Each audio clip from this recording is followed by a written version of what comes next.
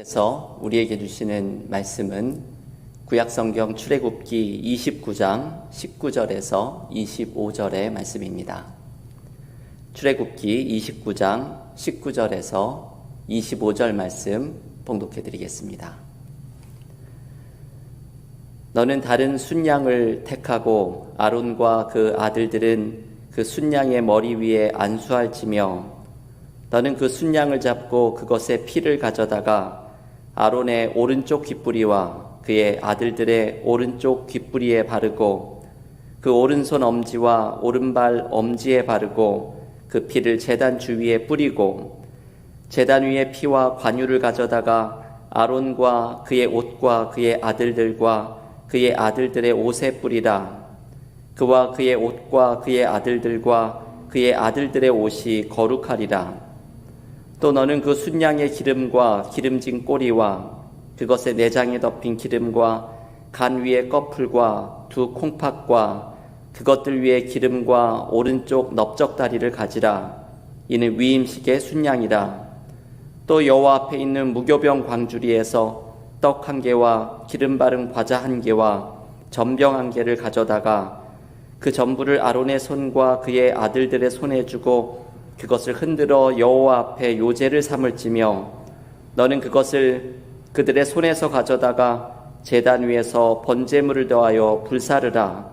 이는 여호와 앞에 향기로운 냄새니 곧 여호와께 드리는 화제니라. 아멘. 하나님의 말씀입니다. 오늘 출애굽기 묵상 20번째 시간입니다. 요즘 우리는 하나님과 이스라엘 백성들이 맺은 언약을 함께 묵상하고 있습니다. 십계명에 이어서 가나안 땅에 들어가서 지켜야 할 삶의 지침인 계약법전이 소개된 후에 출애굽기 24장에서는 시내산에서 하나님과 이스라엘 사이에 언약을 맺는 장면이 나옵니다. 이 출애굽기 24장을 읽어보면 아주 장엄한 광경이 드러납니다.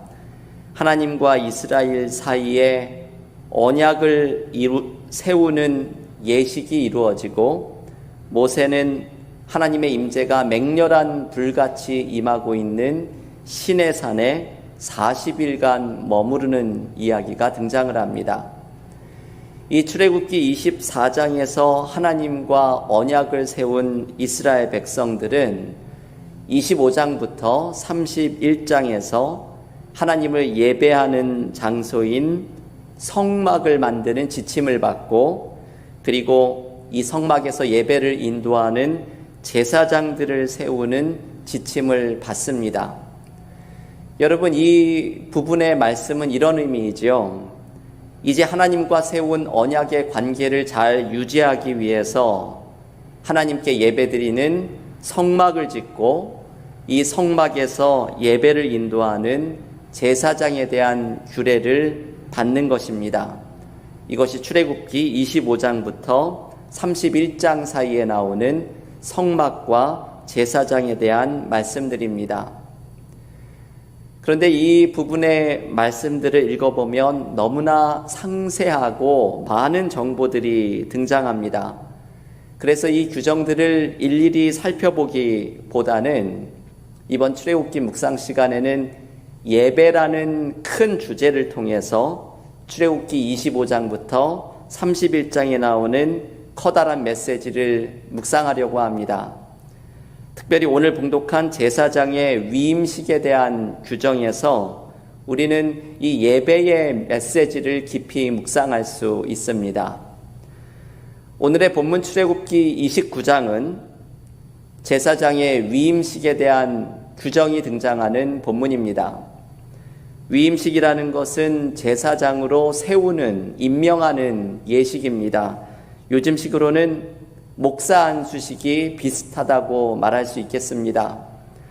출애굽기 29장 전체를 읽어보면 제사장 위임식은 7일 동안 거행되었던 장엄한 예전이라는 것을 알게 됩니다. 본문 출애굽기 29장 36절에는 숫송아지를 속죄제로 드려서 제단을 정화하고 본문 38절과 39절을 보면 매일 아침 저녁으로 번제를 드리면서 제단을 정결하게 준비하는 과정을 거칩니다. 제사장 위임식은 아주 많은 정성이 들어가는 예식임을 보여줍니다. 그런데 여러분, 이 제사장 위임식은 얼핏 생각하면 우리와는 동떨어진 이야기처럼 보여집니다. 교우들께서는 이런 성경의 책을 읽으면 도대체 이 말씀 속에 어떤 은혜를 묵상해야 되는지 잘 모르실 수 있을 것입니다. 하지만 제사장에 대한 말씀들, 요즘 목회자들에게만 적용될 것 같은 이 말씀들 또한 우리들에게 주시는 말씀입니다. 왜냐하면 신약성경 베드로전서 2장 9절은 우리를 왕같은 제사장들이라고 부릅니다. 우리는 모두 하나님 앞에 예배자로 직접 나아가는 제사장과 같은 존재로 부르심을 받은 사람들이라는 의미입니다. 그래서 오늘의 본문을 읽으면서 나와 관계없는 이야기가 아니라 모든 예배자에게 주시는 말씀으로 읽고 적용해야 합니다. 오늘의 본문 속에서 우리는 예배자의 모습이 어떤 것인지를 발견하고 묵상하는 은혜를 누릴 수 있습니다. 오늘 본문에서 예배에 대한 두 가지의 메시지를 주목해서 함께 묵상하려고 합니다. 먼저 예배 속에서 하나님의 뜻을 분별하는 은혜를 오늘 본문 속에서 묵상할 수 있습니다. 제사장 위임식에는 두 가지의 큰 예식이 있습니다. 하나는 제사장에게 옷을 입히는 예복을 입히는 의식이고, 다른 하나는 이 제사장을 위해 예배를 드리는 실제 위임식이 벌어지는 의식입니다. 먼저 제사장의 예복을 입히는 의식을 오늘 본문 출애굽기 29장 4절부터 6절은 이렇게 말합니다. 너는 아론과 그의 아들들을 회막문으로 데려다가 물로 씻기고 의복을 가져다가 아론에게 속옷과 에봇 받침 겉옷과 에봇을 입히고 흉패를 달고 에봇에 정교하게 짠 띠를 띠게 하고 그의 머리에 관을 씌우고 그 위에 거룩한 패를 더하고. 여러분, 여기에 아주 설명이 많이 필요한 복잡한 예복에 대한 설명이 나옵니다. 특별히 대제사장인 아론은 아주 여러 다양한 옷과 장신구들을 의복으로 꾸며지는 것을 보게 됩니다. 대제사장의 예복에서 다른 것들은 생략을 하고 가장 중요한 것은 앞치마 같은 모양의 에봇과 여기에 매다는 흉패입니다. 이 흉패는 일종의 가슴 장식이지요. 출애굽기 28장을 보면 흉패, 가슴 장식에는 이스라엘의 각 지파를 상징하는 12개의 보석을 넣게 되어 있습니다.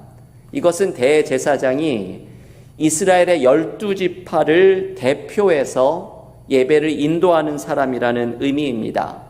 그리고 중요한 것이 이 흉패의 안쪽에 우림과 둠밈이라는 물건을 넣습니다.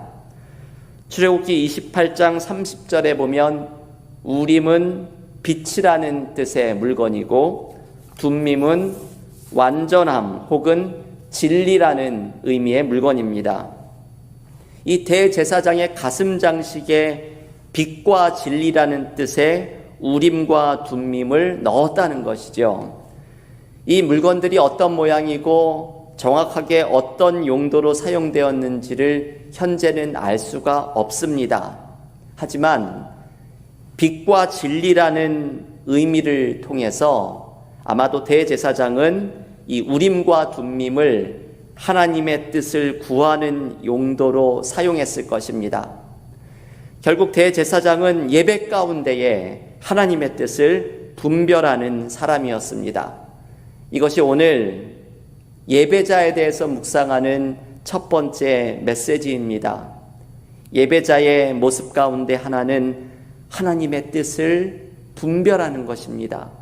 예배 중에 하나님의 임재 앞에 서서 하나님이 주시는 은혜를 경험하며 하나님의 뜻을 분별하는 은혜를 체험하는 것입니다. 여러분, 우리는 어떻게 예배 중에 하나님의 뜻을 분별할 수 있을까요? 우리의 삶을 향한 하나님의 빛과 진리를 어떻게 발견할 수 있을까요? 그 방법 가운데 하나는 바로 말씀입니다. 하나님의 뜻을 분별하는 가장 중요한 통로는 하나님의 말씀입니다. 우리는 하나님의 말씀 속에서 하나님의 뜻을 발견하고 내 삶을 향해 주시는 하나님의 빛과 진리를 듣고 보게 됩니다. 요즘 저는 목사 구원이라는 책을 읽으면서 많은 도전을 받고 있습니다.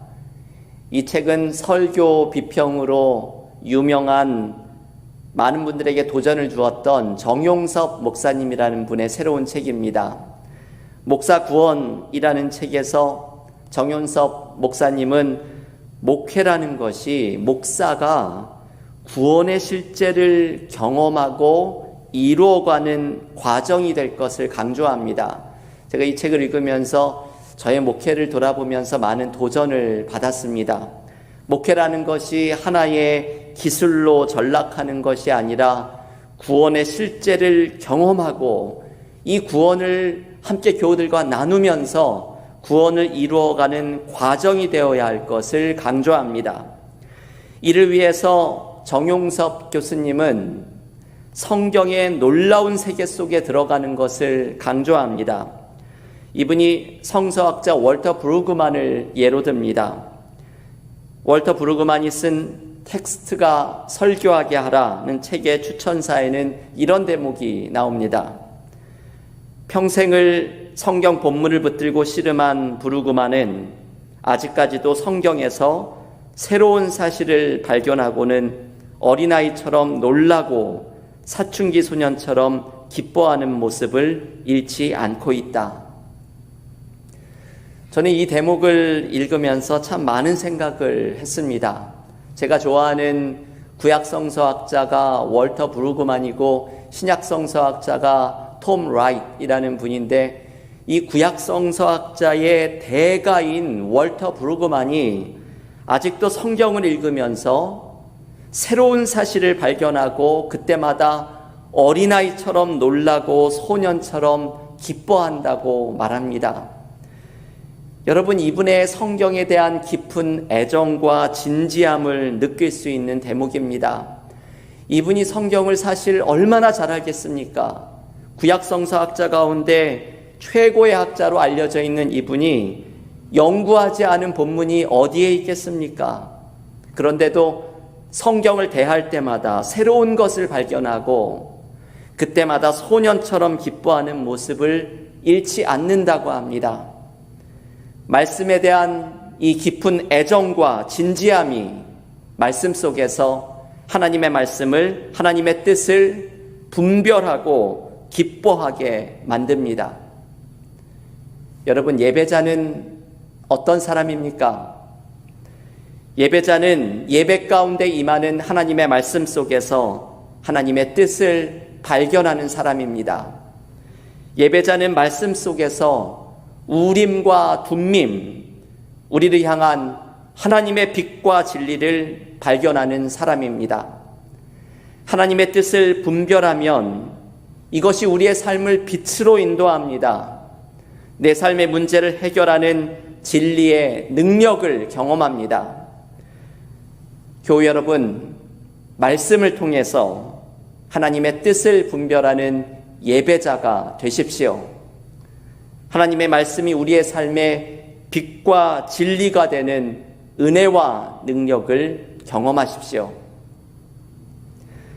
두 번째, 하나님의 뜻을 분별한 예배자는 삶 속에서 하나님의 뜻을 실천하는 삶의 예배로 나아가야 합니다. 제사장 위임식의 하이라이트인 예배가 이 메시지를 잘 보여줍니다. 실제 제사장 위임식을 드리는 레위기 8장에 보면 제사장을 위해서 속죄제와 번제와 화목제의 예배를 드리는 장면이 나옵니다. 여러분, 이 세 개의 예배를 드리는 의미는 분명합니다. 먼저 속죄제는 죄의 용서를 구하는 예배입니다. 속죄제를 드리면서 하나님과 제사장 사이에 죄로 인해 단절된 관계를 회복하는 것입니다. 두 번째 예배인 번제는 제물을 불에 남김없이 태워드리는 것이 포인트입니다. 남김없이 제물을 태운다는 것은 완전한 헌신을 상징합니다.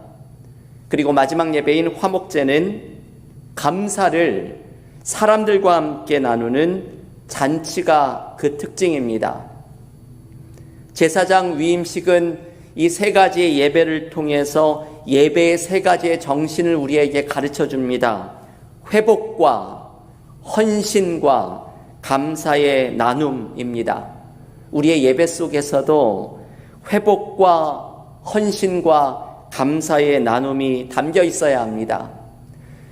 그런데 여러분, 이 위임식의 예배에서 특이한 장면이 하나 나옵니다. 그것은 제물의 피를 아론의 오른쪽 귓부리와 엄지손가락과 엄지발가락에 바르는 행위입니다. 오늘 본문 출애굽기 29장 20절의 말씀을 다시 한번 읽어보겠습니다. 너는 그 순양을 잡고 그것의 피를 가져다가 아론의 오른쪽 귓부리와 그의 아들들의 오른쪽 귓부리에 바르고 그 오른손 엄지와 오른발 엄지에 바르고 그 피를 제단 주위에 뿌리고. 여러분, 이것이 무슨 의미일까요? 제물의 피를 위임을 받는 제사장의 오른쪽 귓부리와 엄지손가락과 엄지발가락에 바르라는 것은 어떤 의미가 있는 것일까요? 여기에서 오른쪽이 선택된 것은 아마도 오른쪽이 왼쪽보다 중요하게 여겨지는 문화 때문일 것입니다. 그때도 오른손잡이를 선호하는 문화가 있었던 것이지요. 그리고 피를 바르는 것은 몸을 정결하게 씻는 의미가 담겨 있습니다. 곧 귀와 손과 발을 거룩하게 하는 것을 의미합니다. 그렇다면 여러분, 여기에는 오른쪽 귀와 손과 발을 거룩하게 하는 것은 상징적인 의미를 담고 있음을 발견하게 됩니다. 귀는 듣는 것을 의미하고 손과 발은 실천하는 것을 상징합니다. 곧 귀와 손과 발을 거룩하게 하는 것은 제사장이, 예배자가 듣고 행하는 모습에 있어서 거룩한 모습이 드러나야 함을 상징하는 것입니다.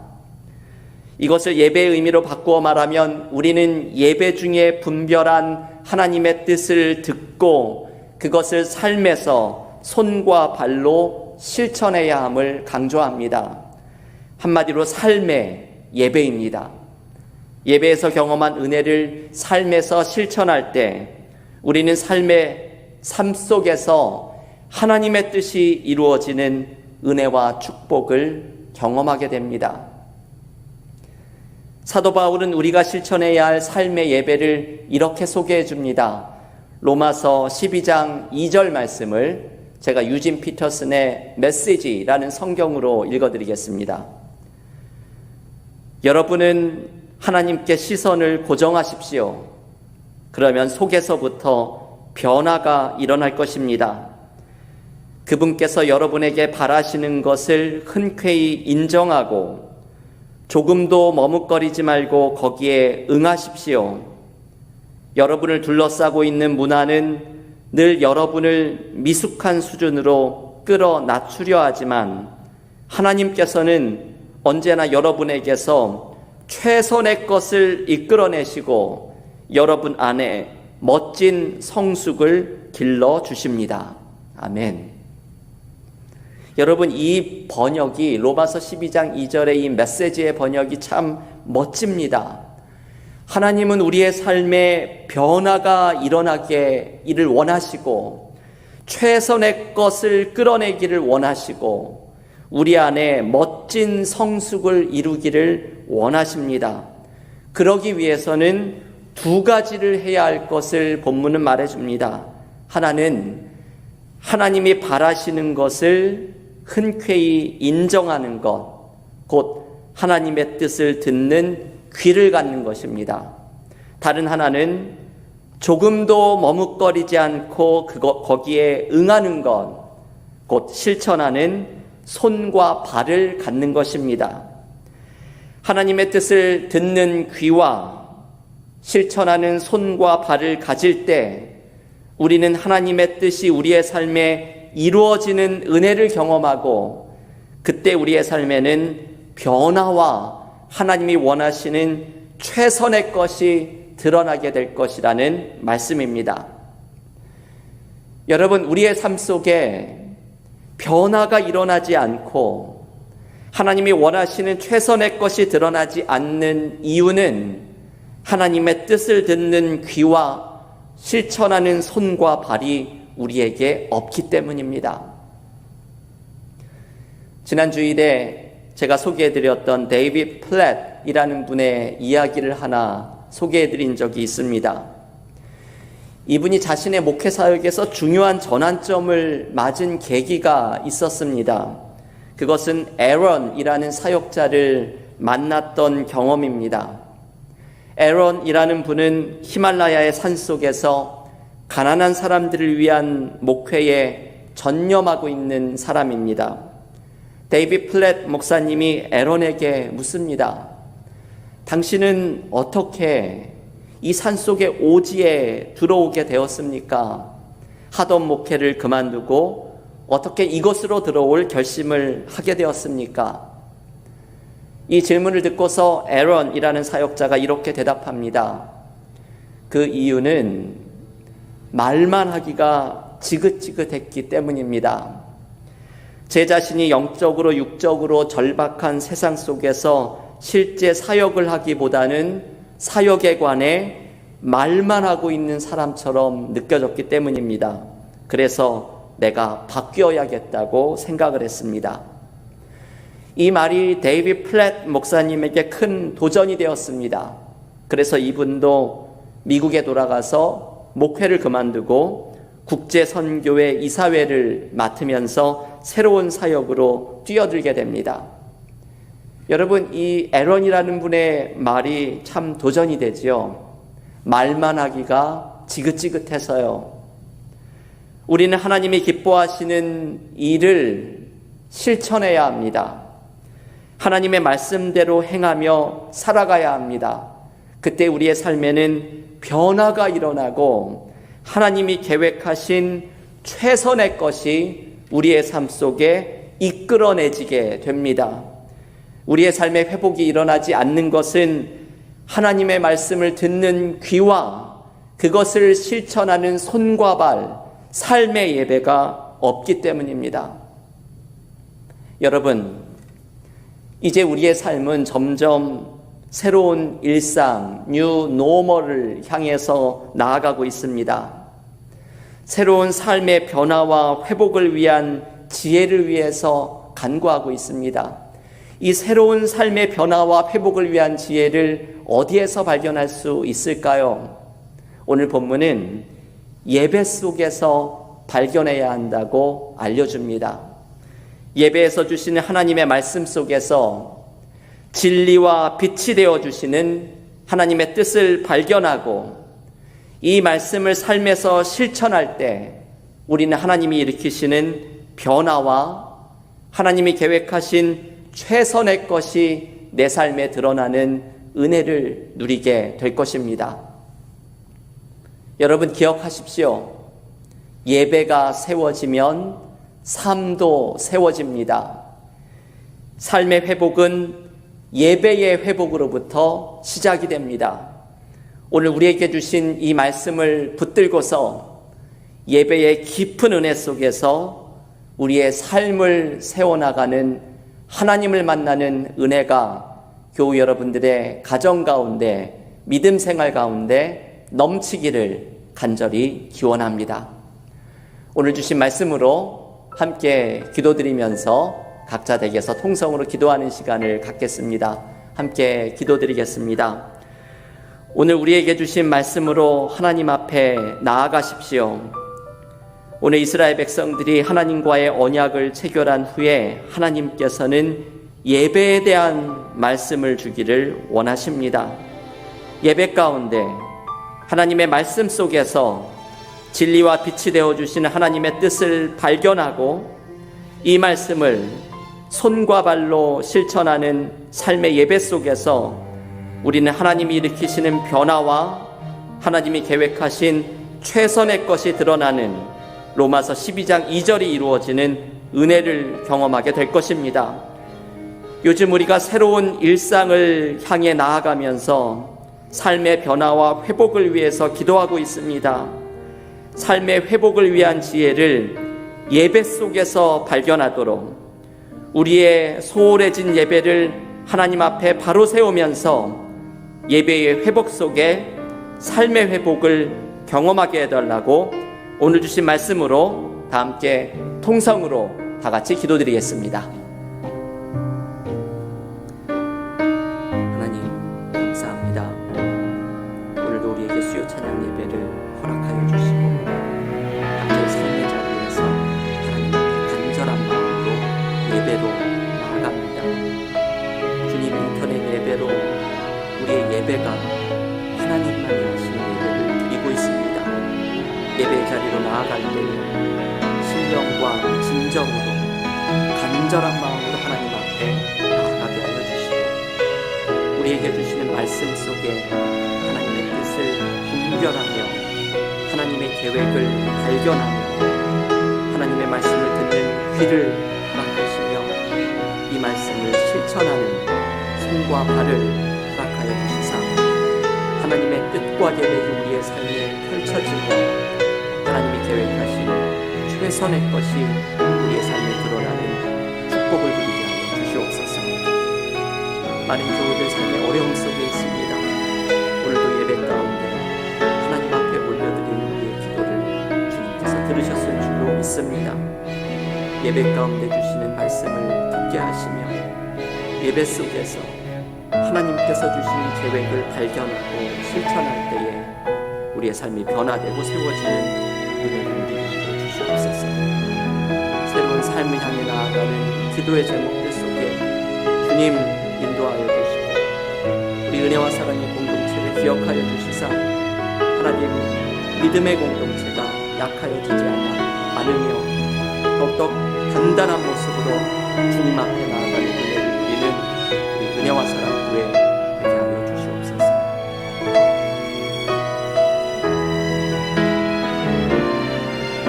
하나님 감사합니다.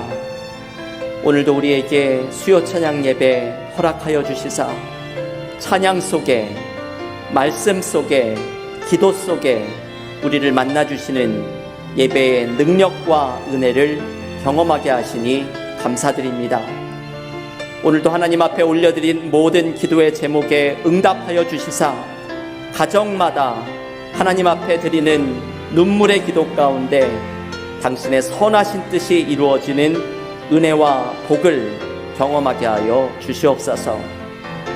이제 새로운 일상으로 돌아가는 준비를 하면서 일터를 위해 가정을 위해 우리 은혜와 사랑교회가 함께 모여 예배드리는 공동체를 위해 하나님 앞에 기도드리며 나아가고 있습니다.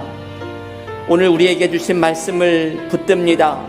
삶의 회복은 예배의 회복으로부터 시작된다는 말씀을 하나님께서 우리에게 주신 말씀으로 받습니다. 예배를 통해 하나님의 말씀을 듣게 하시고 말씀 속에 하나님의 뜻을 분별하는 귀를 주시며 하나님의 말씀을 손과 발로 실천하게 하여 주시사 하나님 앞에 올려드리는 온전한 예배 속에 삶의 예배 속에 하나님이 계획하신 최선의 것이 드러나는 은혜와 복을 누리게 하여 주시옵소서. 요즘 우리의 예배 생활을 돌아보며 소홀하고 무너진 예배를 하나님 앞에 바로 세우며 하나님께서 주시는 풍성한 은혜를 경험하는 예배의 회복이 일어나기를 원하오니 회복된 예배 속에 우리의 삶이 세워지고 공동체가 세워져가는 은혜와 복을 누리게 하여 주시옵소서. 오늘도 우리의 삶의 모든 문제에 하나님께서 응답하여 주시는 은혜를 경험하는 기도의 시간이 되었을 줄을 믿사오며, 이제는 예수께서 우리에게 가르쳐 주신 기도로 다 함께 기도드립니다. 하늘에 계신 우리 아버지여, 이름이 거룩히 여김을 받으시오며 나라의 임하옵시며 뜻이 하늘에서 이룬 것 같이 땅에서도 이루어지이다. 오늘날 우리에게 일용할 양식을 주옵시고 우리가 우리에게 죄 지은 자를 사하여 준 것 같이 우리의 죄를 사하여 주옵시고 우리를 시험에 들게 하지 마옵시고 다만 악에서 구하옵소서. 대개 나라와 권세와 영광이 아버지께 영원히 있사옵나이다. 아멘.